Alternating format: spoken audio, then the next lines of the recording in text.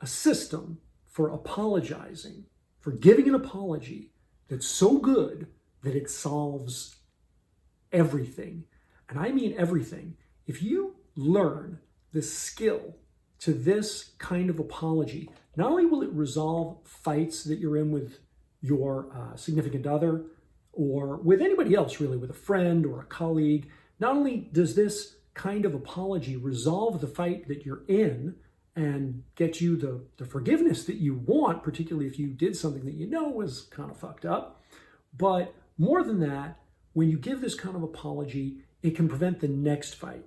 It can create a partner that gives you the benefit of the doubt, that trusts you and is more willing to open up to you. In other words, this can improve your entire relationship and resolve all kinds of other things besides the thing that you're apologizing for, because it's that good. The bad news is it's not that easy. Actually, is pretty hard to do what I'm about to outline. But if you have the courage, if you have the will to do this and you want to live in a better relationship than the one that you're in now, then it's worth it. It's worth doing the work, okay? So step one is what not to do, which is saying I'm sorry is bullshit. I'm sorry is a total non-apology. It's as empty and as void as when, you're saying, how's it going? You're not really asking anybody how's it going. It's just a space filler. Sorry, it doesn't mean anything, okay? The words I'm sorry, highly, highly overrated, have nothing to do with the apology itself, okay? Also, anytime, and I mentioned this in another video about fighting, anytime you say, I'm sorry, but, and then give your reasons for why you did the thing in the first place, particularly something like, I'm sorry that you get so emotional when I'm then, okay, that's not an apology, that's a weapon. And I understand the difference, I'm sorry, but, I thought that that's your justification for why you did what you did, not your apology for why you did what you did. And it's not the same. And the problem is, even though you may want your lover to hear your justification, so they know you weren't just being an asshole, but you had a reason for it, you may want them to hear that. When you link it to the word, I'm sorry, you come off like an asshole. Because what you're really doing is you're kind of taking this I'm sorry thing and you're using it, you're weaponizing it to actually just get your point of view across. And it comes across like shit, So, and that can just make them even more angry. They're just, they're so furious because it feels like a sneak attack, right? So don't do it. Don't do it. No, I'm sorry, but, okay? That's step one. Now, the real meat here, the real meat and potatoes of how to give a real apology that can fix everything and your partner really cares about is all they really want. They don't want to know that you're sorry, like, I'm guilty, I did bad. They don't want that. That's not, like, you think that's what they want. Nobody wants that. I don't want, I'm a terrible person, I'm sorry. Nobody gives a shit about that, okay? That's not an apology anybody wants. What they want is you understand them. That's it. They want to know that you get that they feel a certain way, what they're feeling, and why they feel that way. And it doesn't matter if you agree that they should feel that way or that it's rational that they feel that way. None of that's important. What's important is that you get it, that you really see it. You really see it from their point of view. And the only way you can do that is to listen. So the really important thing about an apology is listening. Really, really get to their point of view. In Stephen Covey's book, The 7 Habits of Highly Effective People, one of those habits is to seek to understand the other person before trying to be understood yourself.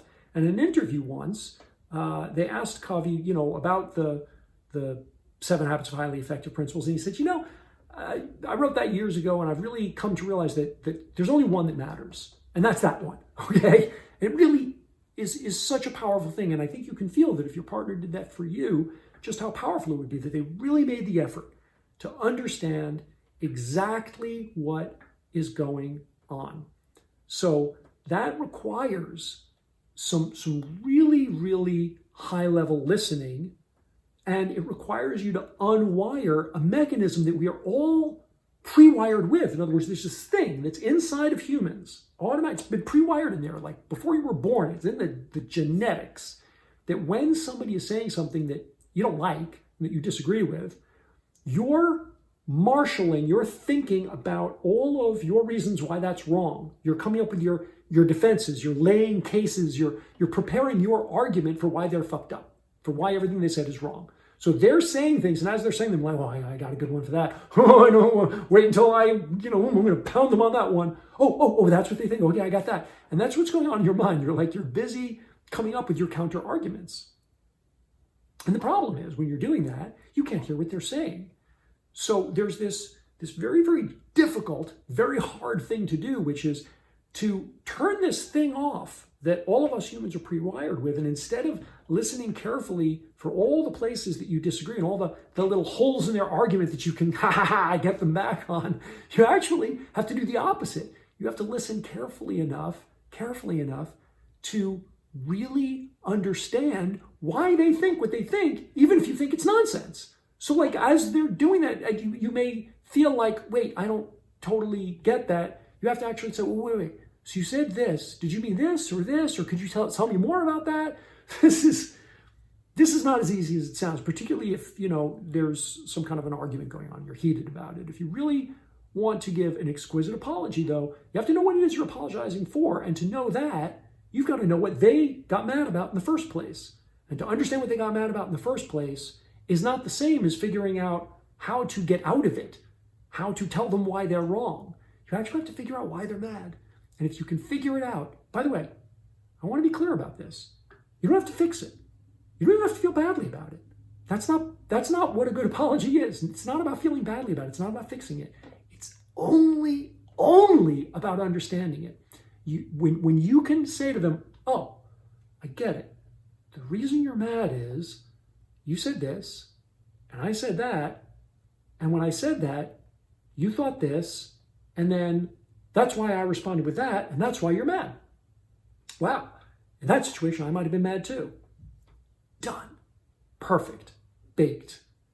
Take it out of the oven, serve it. It's perfect. Okay? That's the perfect apology. That's it. That's the entire thing. Now, step 3, we can add a little more. This is another piece of really, really, really beautiful secret sauce that seals the deal and makes this the kind of apology that solves everything, which is, again, you don't have to agree that you were wrong. You don't have to agree you were an asshole. You don't have to feel badly about it. You don't have to feel guilty about it. You don't have to fall on your sword. No drama necessary. But once you figured out what it was exactly, even if it was a misunderstanding, that made your lover angry or hurt their feelings, and you may know exactly, you may be like, yeah, of course, I did this terrible thing, right? But once you get to it, whether you agree that it was a terrible thing or not, if you care about your lover or the person you're apologizing to, the next step is to say, what systems can we put in place so that that doesn't happen again? For example, what systems can we put in place so we don't have that misunderstanding again? Because it was a misunderstanding. Like, what could we do that can head off that kind of misunderstanding that makes you feel so badly before it happens? Or what can we do to make sure that, this particular opinion I have doesn't mess with this particular important thing to you? Like, what can we do as a couple to put in place now in advance so that if we start going down that road, we know how to put on the brakes? And then really try and come up with something. By the way, you might not be able to stick with that thing. It might be difficult. You might forget about it. But just the fact that you made that effort, that you took their thing that they were upset about so seriously that you endeavored to understand it without being defensive, even if you don't think that you're wrong, and you never have to admit you're wrong. You never have to admit you're wrong. You just have to get it completely. Maybe admit you're wrong if you were, right? That's important. If you were wrong, to admit you're wrong. But if you're not, you don't think so, then it's just a disagreement, but you understand why they're upset.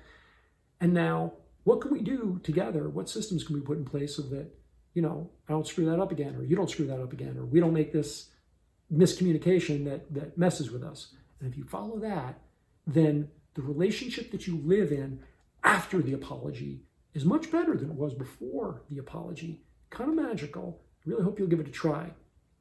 And as long as we're talking about this, if you want to take your relationship to an even higher level, you're going to have a lot of difficult conversations. And right now, with people under this much stress and anxiety, there are a lot of difficult conversations to have, whether they're around sex or the relationship or what you want more of or less of, or things that hurt your feelings or things that you feel you need an apology for. There's a lot of hard things to talk about.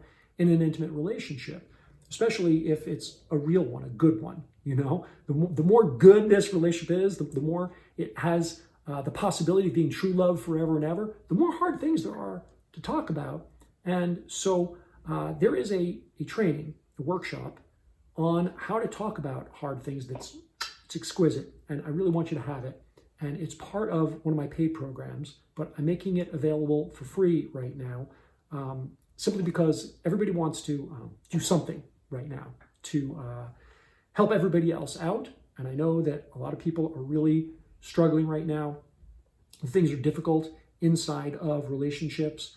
And I want to do my part. I want to help. And so one of my private coaching clients had said to me that this particular workshop inside of this program is not just the best thing in this particular program, but he said, he's been through all my programs. He said, it's the best single piece of teaching you've ever done.